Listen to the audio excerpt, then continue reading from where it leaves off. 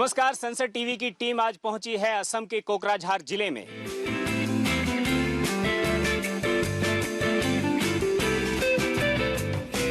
यहाँ का एक गांव है भौरागजा।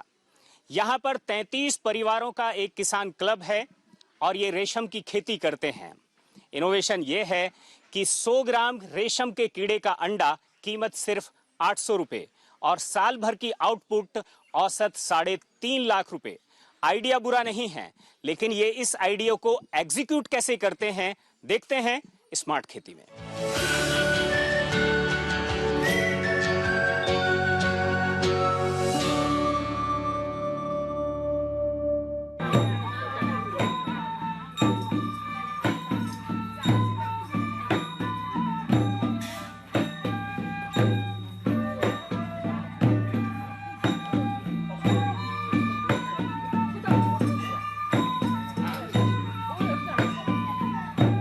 पुराने समय से ही उच्च गुणवत्ता वाले रेशम के उत्पादन के लिए असम राज्य पूरे विश्व में प्रसिद्ध है।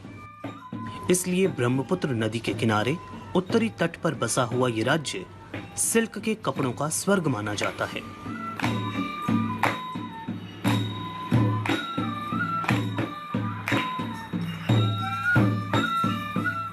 रेशम उत्पादन असम में इस प्रकार विकसित हुआ कि भारत सहित विदेशों में भी रेशमी कपड़ों की मांग बढ़ने लगी, यानी कि विदेशों में भी असम के रेशमी वस्त्रों का डंका बजने लगा। वैसे तो सदियों से रेशम की खेती और बुनाई असम की महिलाएं करती आ रही हैं, लेकिन कोकराझार की महिलाओं ने असम की इस परंपरा को अब नए तरीके से करने का बीड़ा उठाया है। कोकराझार की भौरागजा की इन महिलाओं ने 2019 में शुरू किए गए रेशम के इस नवाचार में करीब 64 महिलाएं शामिल हैं। दरअसल इन महिलाओं ने एक फार्मर क्लब का गठन किया और सामूहिक रूप से रेशम का उत्पादन शुरू किया।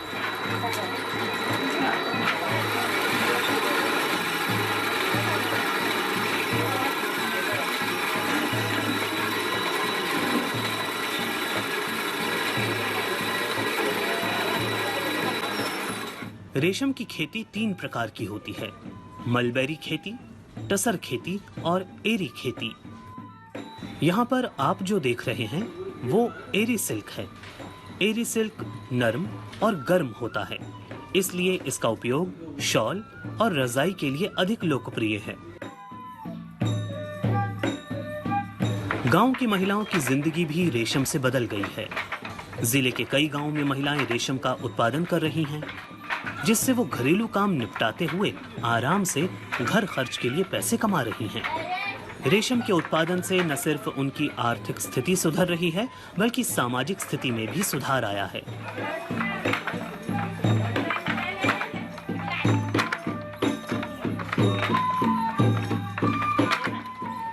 भौरागजा के 76 घरों में ये काम अभी किया जा रहा है।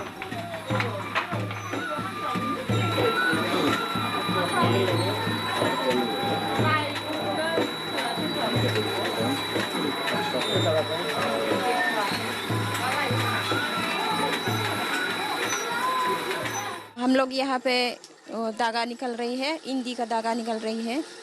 पहले तो हमारे पास मशीन नहीं था, कुछ भी नहीं था। अभी हाथ से निकलने में हम लोग को बहुत थोड़ा तकलीफ होता था। फिर हम लोग महीना में अभी मशीन आया तो महीना में 4-5 किलो धागा निकल सकता है। अभी पहले तो हाथ से निकलता था ना, तभी हम लोग 1 केजी 1.5 केजी धागा निकल सकते थे। ভাল পাইছে মেশিন ভাই, মানে বেশি বেশি করিয়া মাহত সুতাটো ওলাবার পারে। এখন মানে আমি দিনৰ 10জন ভাগ লৈ এই সুতাটো বনাই। মোৰটো এজন বনাইলেতো ইনকাম নহয় ছাৰ। এই কাৰণে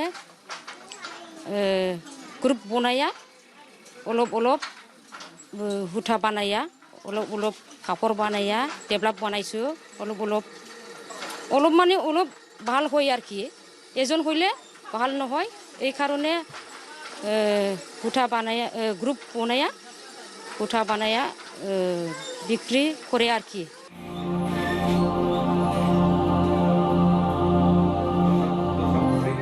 अब अब हम आपको दिखाते हैं रेशमी उत्पादन का वो तरीका जो इन महिलाओं ने अपनाया है। रेशम की इस मखमली कहानी की शुरुआत इन अंडों से होती है। रेशम का यह सफर दरअसल इन अंडों से ही शुरू होता है।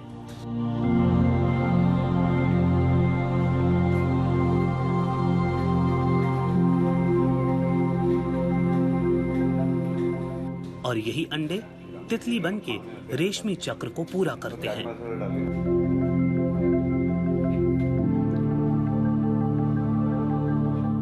खास बात यह है कि रेशम के निकलने की इस पूरी प्रक्रिया में किसी भी प्रकार से अंडे, प्यूपा और तितली को किसी भी प्रकार का नुकसान नहीं होता।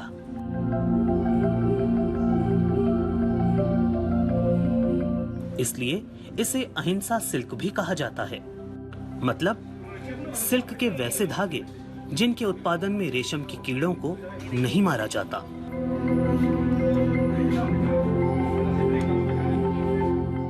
ये जो आप ट्रे देख रहे हैं, इसी ट्रे में अंडों को रखा जाता है। इसके बाद जब ये अंडे लार्वा में बदल जाते हैं तो इन लार्वा के खाने का इंतजाम किया जाता है और इस प्रकार के झूले में लार्वा को रखा जाता है, जहां पर विशेष प्रकार की पत्तियों को रखा गया है।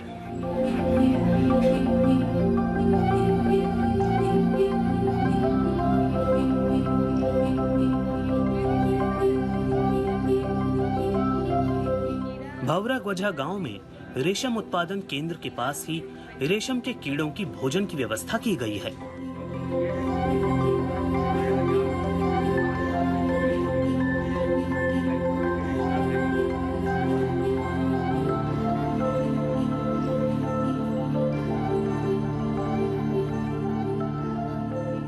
हम लोग ने 60 बीघा में प्लांटेशन किया है। उसमें 3 वैरायटी का एरी फूड हम लोग ने प्लांटेशन किया है।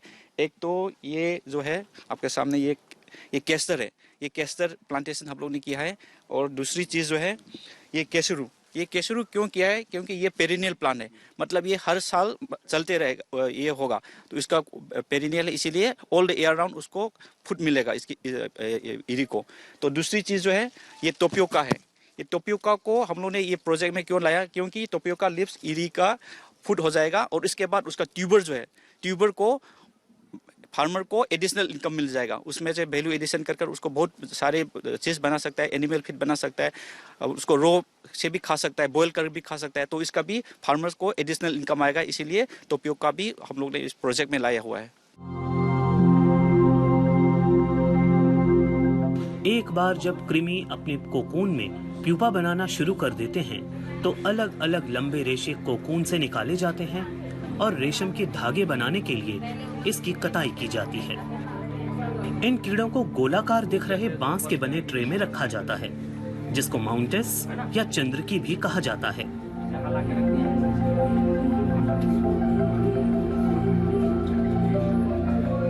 इसकी वजह से कोकून का साइज एक समान होता है और बाजार में उत्पादन की कीमत भी बढ़ जाती है। का अंडा है, यह 7, 8, 10 दिन के बाद लार्वा निकल जाएगा। इसके बाद ये पोजीशन आएगा। ये 4 टाइम्स इसका स्किन चेंज करने के बाद ये 4th मोल्ड आएगा। इसके बाद ये पत्ता खाने छोड़ देगा, वो मैच्योर होगा, उसका एक साउंड मिलेगा वो मैच्योर होने का। तो ये माउंटेज में देने पड़ेगा, माउंटेज में वो कोकून बनेगा ऐसा। और इसको सीड बनाने के लिए ऐसे इस टाइप का माला बनाना पड़ेगा। इससे ये चित्ती निकलता है, ये अंडा देता है। ये आप इसका लाइफ साइकिल है। प्यूपा तितली बनने से पहले अपने चारों ओर एक रेशमी जाला बुन लेता है, लेकिन यहाँ पर वो दम नहीं तोड़ेगा, बल्कि यहाँ पर जिस एरी तितली का पालन किया जाता है, एरी ने कोकून बनाते समय बाहर निकलने का रास्ता छोड़ दिया है और समय पूरा होने पर ये बाहर निकल जाएगी।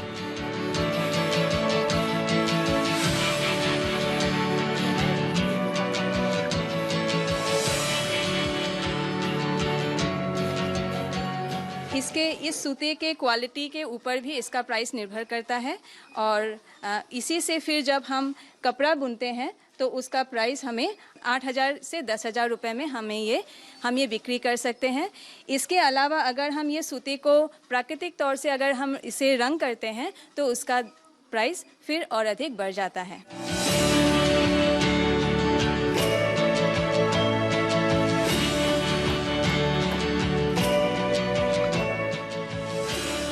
2019 से पहले यहाँ रेशम का उत्पादन तो हो रहा था, लेकिन वो पद्धति काफी पुरानी थी। गांव की महिलाओं को केवीके, सेरिकल्चर और नाबार्ड का भी सहयोग मिला है, जिससे ये अब सामूहिक रूप से और वैज्ञानिक तकनीक से रेशम का उत्पादन कर पा रही हैं।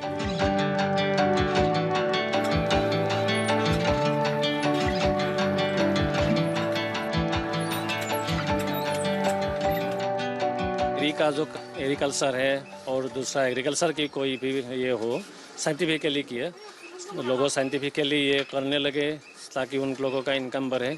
तो एरी का हमने देखा है लोगों ने 2-3 साइकिल किया है, ज़्यादा नहीं करता है ईयरली। तो हम चाहते हैं कि 5, 6, 7 तक बढ़ाइए। तो 6 साइकिल मिनिमम किया तो उन लोगों का एरी का जो खर्चा आता है अराउंड 10 लाख आता है 10 ईयर्स में 10 लाख आता है और इसका जो इनकम आता है अराउंड 35 लाख आता है। तो 23 लाख इनकम हो जाता है 10 ईयर्स में। काफ़ी सारे एंटरप्राइजेस में काम किया हुआ है। एरी भी हमारा एक इम्पोर्टेंट एंटरप्राइज है, एक एरिया है, इम्पोर्टेंट एरिया है, इसमें भी हम काम कर रहा है। आर्या एक प्रोजेक्ट है, attracting and retaining youth in agriculture. उसमें हम यूथ को 35 साल से जो नीचे जो ये थे उन लोगों को उसमें लगाते हैं और एग्रीकल्चर में उन लोगों को लगाना चाहते हैं ताकि एडुकेटेड यूथ एग्रीकल्चर में आ जाए और एरी को थोड़ा बढ़ावा मिले। भारत में केंद्रीय रेशम रिसर्च सेंटर बहरामपुर में 1943 में बनाया गया था। रेशम उद्योग को बढ़ावा देने के लिए 1949 में रेशम बोर्ड की स्थापना की गई। मेघालय में केंद्रीय एरी अनुसंधान संस्थान और रांची में केंद्रीय टसर अनुसंधान प्रशिक्षण संस्थान तैयार किया गया। हाउस होल्ड में थोड़ा दिक्कत आ रहा है, इसलिए आप लोग ग्रुप से करें, क्लस्टर बनाइए, फार्मर्स प्रोड्यूसर क्लब बनाइए, बना के फार्मर प्रोड्यूसर कंपनी बनाइए, बना के करिए ताकि आप लोगों का मशीनरीज वगैरह यूज़ करने के भी, इसका जो अपना परचेस करने का भी उपाय मिले। इसलिए हम लोग और एक साथ है कि साइंटिफिक जो इसका एग्रीकल्चर है इसमें मशीन्स यूज़ करते ताकि धागा बनाने का एक है, आप लोग देख रहे हैं धागा बनाने का जो मशीन यूज़ कर रहे हैं लेडीज लोग, इससे थोड़ा बहुत स्पीड अप हो जाता है। उसका जो पुराना जो टेक्निक है, तकली वाला टेक्निक है, उससे बहुत स्लो हो जाता है और क्वालिटी भी अच्छा नहीं होता। बाकी जो साइंटिफिकली जो ये मंथिंग का और दूसरा प्रोसेस का जो हम लोग ये सिखा रहे हैं, ये साइंटिफिक प्रोसेस करके उन लोगों ने 6 साइकिल आराम से कर सकता है। पहले 2-3 साइकिल मुश्किल से करते थे, अब 6 साइकिल आराम से कर सकते हैं, तो इनकम बढ़ने का चांस बढ़ गया। आज भारत के 26 राज्यों में रेशम का उत्पादन होता है। 90 लाख से ज्यादा लोग इस काम में लगे हैं, लेकिन कुछ किसान ऐसे भी हैं जिन्होंने इसमें नवाचार को अंजाम दिया है।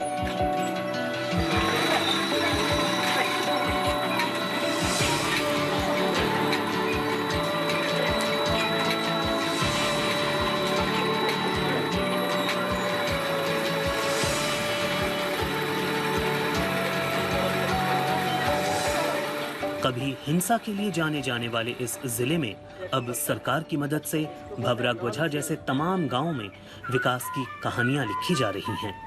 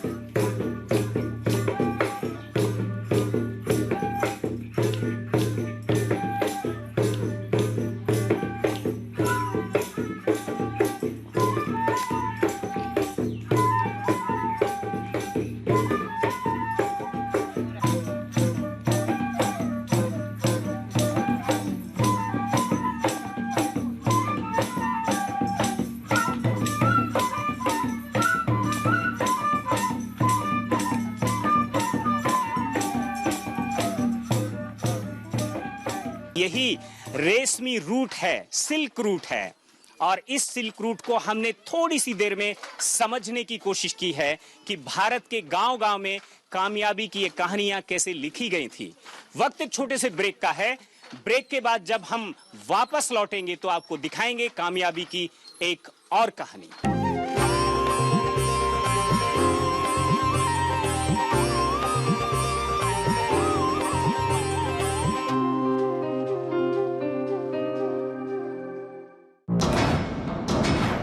What is India's perspective on global issues? How is India navigating its bilateral and multilateral relations?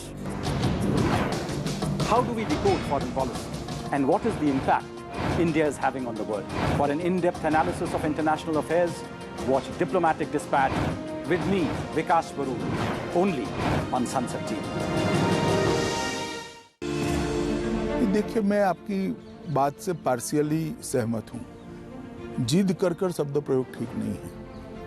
वो जोखिम लेकर फैसला करते हैं, वो सही है, क्योंकि उनका मानना है और कई बार सार्वजनिक जीवन में उन्होंने कहा भी है कि हम देश बदलने के लिए सरकार में आए हैं, सरकार चलाने के लिए सरकार में नहीं आए। हमारा लक्ष्य देश के अंदर परिवर्तन लाना है। 130 करोड़ की जनता को विश्व में, दुनिया के सबसे बड़े लोकतंत्र को विश्व में एक सम्मानजनक स्थान पर पहुंचाना है। केंद्रीय गृह मंत्री अमित शाह से विशेष बातचीत रविवार रात 8 बजे सिर्फ संसद टीवी पर। The world's largest democracy on the fast track to progress.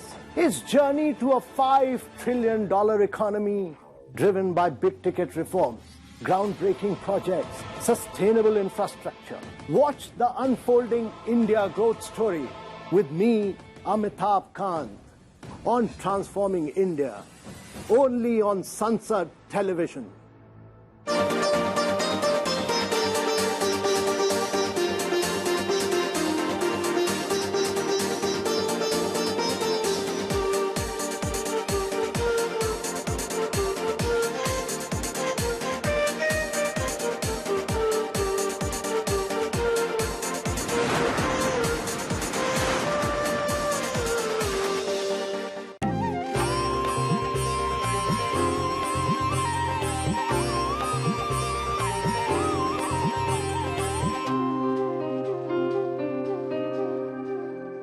Break के बाद एक बार फिर से आपका स्वागत है। हम पहुंचे हैं कामरूप जिले के बोरतरी गांव में।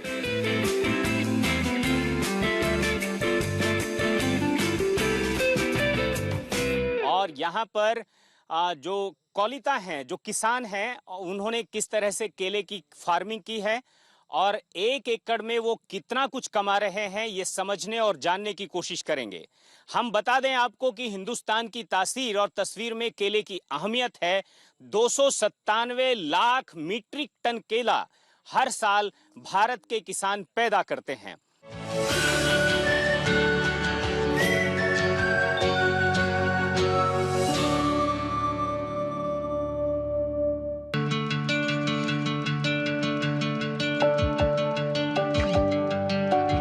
ये कहानी है कामरूप देहात के बोरतरी गांव की। एक समय था जब बोरतरी के युवा रोजगार की तलाश में मुंबई, गुजरात, कर्नाटक जैसे राज्यों में रोजी रोटी की तलाश में पलायन कर रहे थे।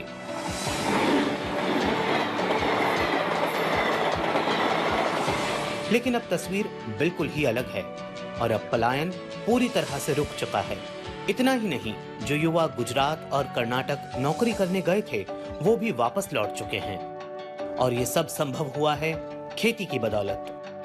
केले खेती शुरू होने के पहले हमारे गांव का इतना बुरा हाल था, हमारे लोग मजदूरी करने के लिए दूसरे गांव पर, दूसरे शहर पर जाना पड़ता है। लेकिन अब ऐसा कल की इनकम से गांव का इतना डेवलप हुआ कि दूसरे जगह से लेबर हमारे इधर आने को शुरू हो गया। अभी मैं बर्तमान इतना कल खेतिर লগত জড়িত হৈ আছো। বৰ্তমান মই কল খেতি কৰি বহুত মই লাভান্বিত হৈছোঁ আৰু এতিয়া মোৰ গতিকে বহুত ঘৰ চলাত সুবিধা হৈছে।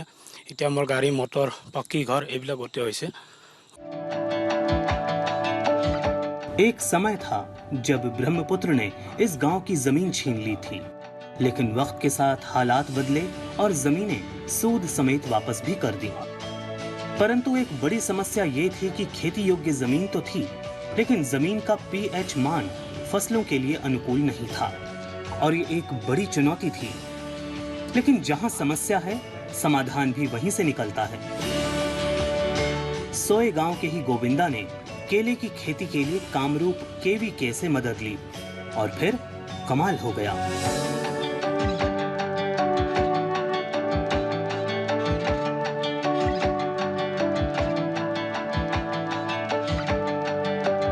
केवीके की मदद से यहां मालभोग केले का ट्रायल किया गया। नतीजे कामयाबी भरे रहे। फिर क्या था, गोविंदा ने मजदूरी छोड़ दी।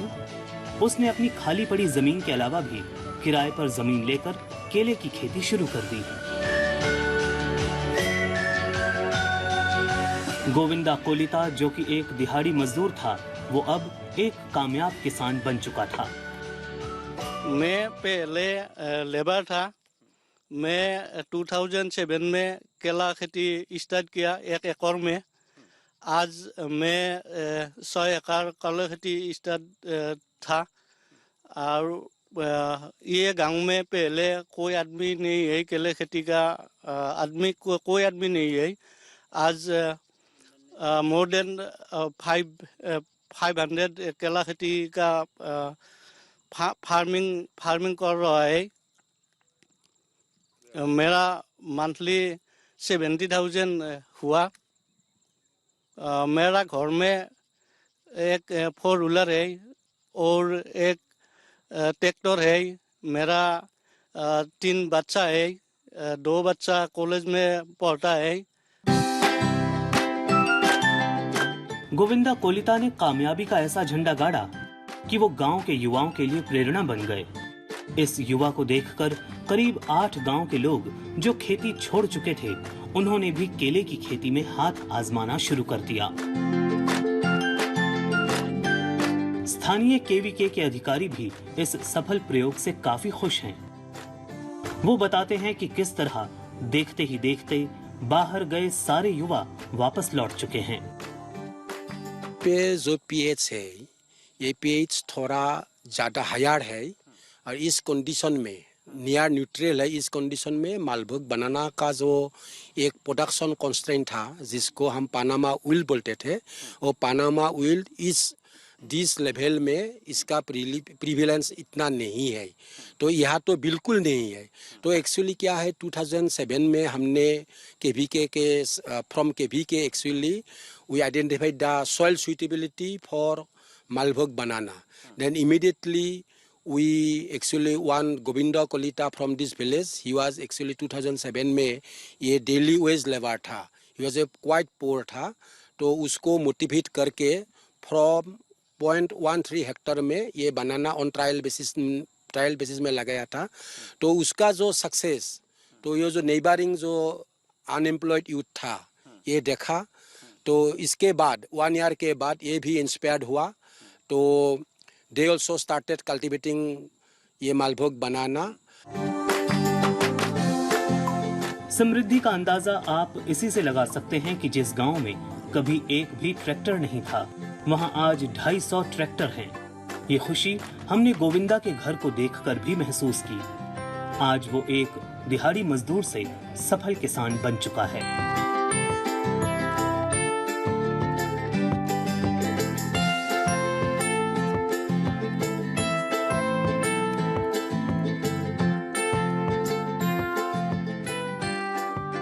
जिसको आप मार्च टू फ्यूचर कह रहे हैं, उसकी कहानी कुछ ऐसे ही शुरू होती है।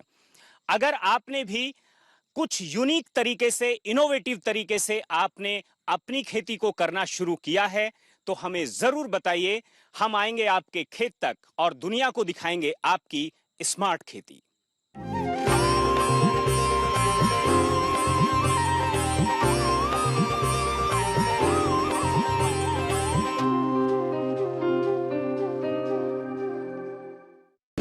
देश में 2 सीटें आई थी, तब मोदी जी